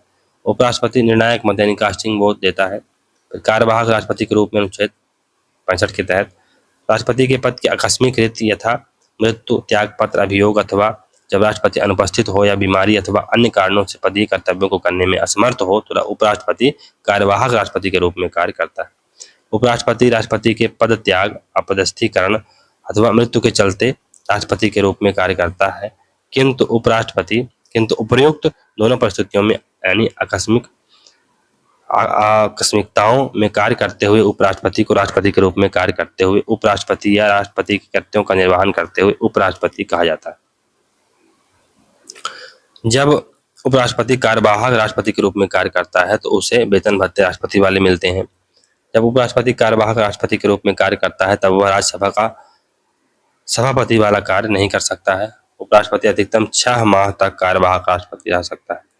1969 में डॉक्टर जाकिर हुसैन की मृत्यु उपरांत उपराष्ट्रपति बीबी गिरी द्वारा उपराष्ट्रपति पद त्याग देने के पश्चात सुप्रीम कोर्ट के तत्कालीन मुख्य न्यायाधीश एम हिदायतुल्लाह ने कार्यवाहक राष्ट्रपति का पदभार संभाला। 1977 में राष्ट्रपति फारुखद्दीन अली अहमद की मृत्यु पर उपराष्ट्रपति बीडी जत्ती कार्यवाहक राष्ट्रपति बने थे। तो भारत के उपराष्ट्रपति देख लेते हैं एक नज़र में। डॉक्टर सर्वपल्ली राधाकृष्णन, ये 52 से 62 तक रहे। राधाकृष्णन 2 बार निर्विरोध निर्वाचित एकमात्र उपराष्ट्रपति हैं। डॉक्टर जाकिर हुसैन 62 से 67 तक। बीबी गिरी 1967 से 69 तक। बीबी गिरी अपने कार्यकाल पूर्ण होने से पहले ही त्यागपत्र देने वाले पहले उपराष्ट्रपति। चूंकि इनको लड़ना था राष्ट्रपति का चुनाव, इसलिए इन्होंने त्यागपत्र दिया था। गोपाल स्वरूप पाठक 1969 से 74 तक। गोपाल स्वरूप पाठक पहले ऐसे उपराष्ट्रपति हैं जो राष्ट्रपति नहीं रहे। बीडी जत्ती 1974 से 79। बीडी जत्ती सबसे ज्यादा समय तक कार्यवाहक राष्ट्रपति रहे। मोहम्मद हिदायतुल्लाह 1979 से 84। एम हिदायतुल्लाह पूर्व में भारत के मुख्य न्यायाधीश रहते हुए कार्यवाहक राष्ट्रपति का दायित्व निभाया था इन्होंने, बाद में ये उपराष्ट्रपति बन गए। आर वेंकटरमन 1984 से 87। आर वेंकटरमन राष्ट्रपति पद के निर्वाचन हेतु अभ्यर्थी बनने पर पद से त्यागपत्र दिया था। डॉक्टर शंकरदयाल शर्मा 1987 से 92। शंकरदयाल शर्मा राष्ट्रपति के पद के निर्वाचन हेतु अभ्यर्थी बनने पर पद से त्यागपत्र कांग्रेस के एकमात्र राष्ट्रीय अध्यक्ष जो उपराष्ट्रपति बने। के नारायण 1992 से 97। कृष्णकांत 1997 से सन 2002 तक। कृष्णकांत एकमात्र ऐसे उपराष्ट्रपति हैं जिनकी मृत्यु पद पर रहते हुई थी। भैरव सिंह शेखावत 2002 से 2007 तक। भैरव सिंह शेखावत राष्ट्रपति पद के निर्वाचन में अभ्यर्थी होने पर के समय पूर्व त्यागपत्र उन्होंने दिया था, हालांकि ये राष्ट्रपति बन नहीं पाए थे। मोहम्मद हमीद अंसारी 2007 से 2017। मोहम्मद हमीद अंसारी राजदूत रहे, भारतीय विदेश सेवा संबद्ध रहे। एम वेंकैया नायडू तो ये 2017 से 22 तक भारत के उपराष्ट्रपति रहे। वेंकैया नायडू भारतीय जनता पार्टी के एकमात्र राष्ट्रीय अध्यक्ष हैं जो उपराष्ट्रपति बने। जगदीप धनखड़ ये 2022 से अभी इनका कार्यकाल शुरू ही हुआ है। तो 1951 में राजस्थान के झुंझुनू जिले में पैदा हुए धनखड़ मूलतः वकील हैं। भारत के 14वें राष्ट्रपति के रूप में निर्वाचन से पूर्व ये पश्चिम बंगाल के गवर्नर जुलाई 2019 से 22 तक रहे हैं। इससे पहले ये 1989 से 91 के दौरान नवी लोकसभा में झुंझुनू लोकसभा क्षेत्र से सांसद जनता दल से रहे तथा 1990 से 91 तक प्रधानमंत्री चंद्रशेखर के मंत्रिमंडल में संसदीय कार्य राज्य मंत्री थे। ये 1993 से 98 तक राजस्थान विधानसभा, किशनगढ़, अजमेर विधानसभा का सदस्य कांग्रेस से रहे। इन्होंने उपराष्ट्रपति के चुनाव में मार्गरेट अल्वा को पराजित किया। ये राजस्थान उच्च न्यायालय बार एसोसिएशन जयपुर के पूर्व अध्यक्ष भी रह चुके हैं। विशिष्ट तथ्य देख लेते हैं, स्पेशल फैक्ट देख लेते हैं। भारत के प्रथम उपराष्ट्रपति डॉक्टर राधाकृष्णन तथा मोहम्मद हमीद अंसारी 2 बार उपराष्ट्रपति रहे। 2 उपराष्ट्रपति बीबी गिरी व आर वेंकटरमन कार्यकाल पूरा करने से पहले ही राष्ट्रपति बन गए। राष्ट्रपति चुनाव लड़ने के लिए भैरव सिंह शेखावत ने कार्यकाल पूर्ण होने से पूर्व भी त्यागपत्र दे दिया था, हालांकि वो बन नहीं पाए थे। गोपाल स्वरूप पाठक, बी.डी. जत्ती, मोहम्मद हिदायतुल्लाह, कृष्णकांत, भैरव सिंह शेखावत, हामिद अंसारी, वेंकैया नायडू ऐसे उपराष्ट्रपति हैं जो राष्ट्रपति नहीं बन सके। राष्ट्रपति का निर्विरोध निर्वाचन अब तक केवल एक बार नीलम संजय रेड्डी का हुआ है, जबकि अब तक 4 उपराष्ट्रपति का, 2 बार राधाकृष्णन का और 1 बार एम हिदायतुल्लाह का, 1 बार डॉक्टर शंकर दयाल शर्मा का निर्विरोध निर्वाचन हो चुका है। लेकिन राष्ट्रपति का केवल नीलम संजय रेड्डी का 1 बार निर्विरोध निर्वाचन हुआ था। जस्टिस मोहम्मद हिदायतुल्लाह एकमात्र व्यक्ति हैं जो उच्चतम न्यायालय के मुख्य न्यायाधीश, कार्यवाहक, राष्ट्रपति तथा उपराष्ट्रपति तीनों पद पर कार्य कर चुके हैं। जस्टिस हिदायतुल्लाह एकमात्र ऐसे व्यक्ति हैं जो पहले कार्यवाहक राष्ट्रपति बने और बाद में उपराष्ट्रपति। चलिए दोस्तों, यहाँ से हमारा जो वाइस प्रेसिडेंट का चैप्टर है वो समाप्त होता है। अगर आपको ये वीडियो सीरीज अच्छी लग रही है दोस्तों, तो वीडियो को लाइक करें, चैनल को सब्सक्राइब करें और शेयर करें ज़्यादा से ज़्यादा। और आप इसका मेंबरशिप भी ले सकते हैं दोस्तों, अगर आप चाहें तो। और थैंक्स के माध्यम से चैनल के प्रति कुछ कंट्रीब्यूट भी कर सकते हैं। चलिए मिलते हैं अगले वीडियो में, तब तक के लिए goodbye. Thank you very much for discussion.